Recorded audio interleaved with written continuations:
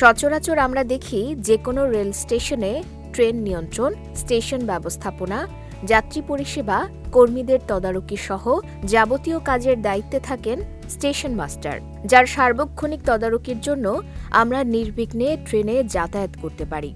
কিন্তু সেই দায়িত্ব যদি দেয়া হয় একটি বিড়ালকে, তাহলে কেমন হয় বলুন তো? হ্যাঁ, এমনই এক আজব ঘটনা ঘটেছে জাপানের পশ্চিমাঞ্চলে থাকা ওয়াকায়ামা জেলার কিশিগাওয়া স্টেশনে। মাথায় টুপি, গলায় মেডেল পরে স্টেশনে মাস্টারের দায়িত্ব পালন করছে ইয়োনতামা নামে একটি বিড়াল। সম্প্রতি ওয়াকায়ামা ইলেকট্রিক রেলওয়ের প্রেসিডেন্ট মিৎসুনোবু কোজিমা এই বিড়ালকে স্টেশন মাস্টারের দায়িত্ব দেন।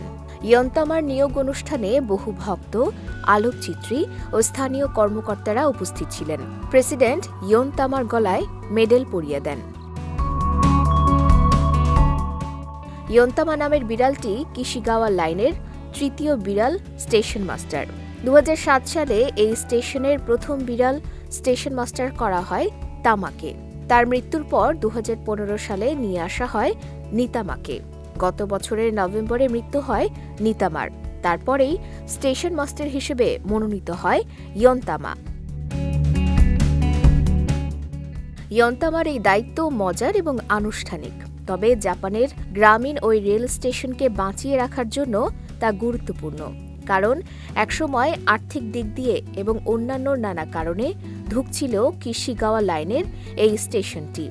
তাই এই স্টেশনকে আকর্ষণীয় এবং সবার নজর কাড়ার জন্য বিড়ালকে স্টেশন মাস্টার করার সিদ্ধান্ত নেওয়া হয়। তামা এবং নিতামা আগে ওই লাইনে আয় এবং যাত্রী বাড়িয়েছিল। ইয়োনতামা সেই ধারা বজায় রাখবে বলেও মনে করেন এলাকার বাসিন্দা চিসাকো আসানো। বিজয় টিভি নিউজ ডেস্ক।